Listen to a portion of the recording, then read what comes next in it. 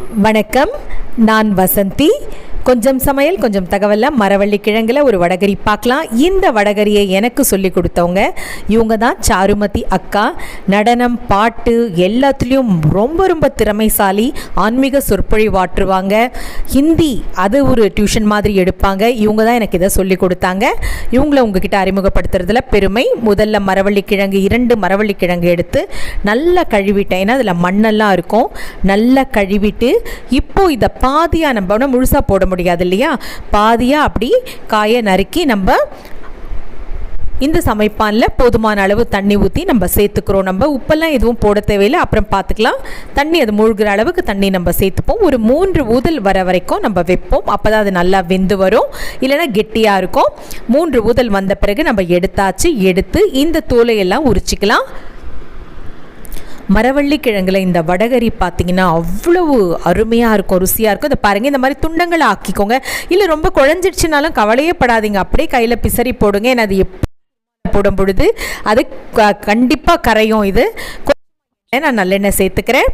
எண்ணெய் கொஞ்சமாக சேர்த்துட்டு இப்போ முதல்ல நம்ம வெங்காயம் மெலிதாக நீளவாக்கில் நறுக்கியிருக்கேன். கறிவேப்பிலை எடுத்திருக்கேன். இந்த வெங்காயத்தை நம்ம இதை முதல்ல சேர்த்து கல்லுப்பு சேர்த்து லேசாக வதக்கிப்போம். மரவள்ளி கிழங்கு நிறைய நார் சத்து நிறைந்தது. நம்ம வேக வைத்து அதை சாப்பிடுவோம். பெரிதாக உணவுகளுக்கு நிறைய பேர் அதை உபயோகம் பண்ண மாட்டோம். இந்த வடகரி நீங்கள் பட்டை லவங்கம் இதில் சேர்த்துக்கிறேன். நான் பட்டை லவங்கம் சேர்த்து கொஞ்சம் நேரம் உப்பு போட்டு இளந்தீயில் வச்சு நம்ம வதக்குவோம்.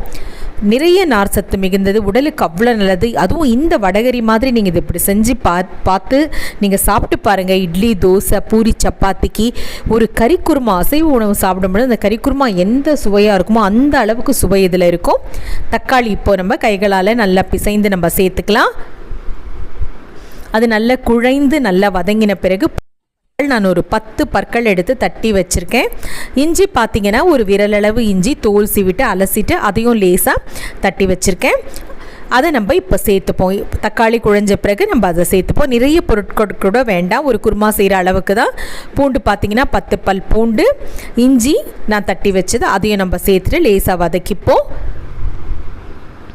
இது வதங்கின பிறகு காரம் நம்ம சேர்த்துப்போம். நல்லா கலந்து விடுங்க. மறக்காமல் என்னுடைய காணொளியை பதிவு பண்ணுங்க. பக்கத்தில் இருக்க மணி மீது அழுத்துங்கள். இப்போ மாதிரி நம்ம செஞ்சு சாப்பிட்றதுக்கு இந்த மாதிரி சில காய்கறிகளோட மஞ்சள் தூள் நான் ஒரு அரை தேக்கரண்டி சேர்த்துருக்கேன். மிளகாய் தூள் உங்கள் காரத்துக்கு ஏற்ற மாதிரி சேர்த்துக்கோங்க. மிளகாய் தனியா கலந்த தூள் நான் அந்த தேக்கரண்டியில் ஒரு 3/4 தேக்கரண்டி சேர்க்குறேன். உங்களுக்கு எவ்வளவு காரம் வேணுமோ அந்த அளவு சேர்த்துக்கோங்க. தண்ணி ஊற்றி நல்லா கொஞ்சம் நேரம் வேகட்டும். எடுத்தோடனே கிழங்குகள் போட வேண்டாம். இந்த மிளகாய் தூள் வாசனை அந்த நெடியெல்லாம் போன பிறகு இது கொஞ்சம் நல்லா ஒரு 5 நிமிடம் நல்லா வெந்த பிறகு இந்த பச்சை வாசனை போன பிறகு நம்ம அதை குழஞ்சிடுச்சு நான் என்ன பண்ணுறது கவலையப்பட வேண்டாம். நம்ம இப்போ நறுக்கி போட்டது கூட அது கண்டிப்பாக குழஞ்சிரும். அது கிழங்கு இல்லையா, கரைஞ்சிரும். கரைஞ்ச பிறகும் ரொம்ப நல்லாயிருக்கும் குருமா சாப்பிட்றதுக்கு. அதை நல்லா இப்போ நம்ம கலந்து விட்டுப்போம்.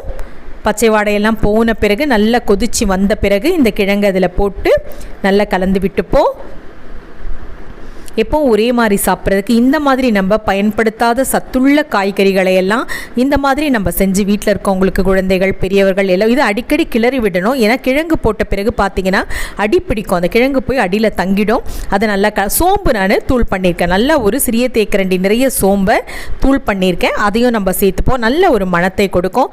தேங்காய் பார்த்தீங்கன்னா ஒரு கைப்பிடி தேங்காய் தான் எடுத்து நல்லா நான் விழுத அரைச்சிருக்கேன். அதையும் சேர்த்தாச்சு. மரவள்ளி கிழங்கு வடகரி தயாராகிடுச்சு. இது கொதித்த பிறகு நம்ம கொத்தமல்லி தழைகள் போட்டு இறக்கிடலாம். கட்டாயம் செஞ்சு சாப்பிடுங்க. பூரி, சப்பாத்தி, இட்லி, தோசைக்கு அருமையாக இருக்கும். சாப்பாட்டுக்கும் ரொம்ப நல்லாயிருக்கும். ஏன்னா மரவள்ளி கிழங்கெல்லாம் நம்ம மதிக்கிறதே கிடையாது. என்னைக்கோ ஒரு நாள் வாங்கி வேக வைப்போம், சாப்பிடுவோம். அதில் சமையல் பண்ணுறதுன்றது ரொம்ப குறைவு. நல்ல நார் சத்து மிகுந்தது. கண்டிப்பாக இதை நீங்கள் சமைச்சு அந்த பயனை நம்ம கண்டிப்பாக பெறணும். நல்லா கலந்து விட்டாச்சு. நல்லா கொதிச்சு வந்தாச்சு. குருமா, அதாவது குருமான்னு சொல்லலாம், வடகரின்னு சொல்லலாம். அக்கா சொன்னது எனக்கு வடகரி. நன்றி, வணக்கம். மீண்டும் சந்திப்போம்.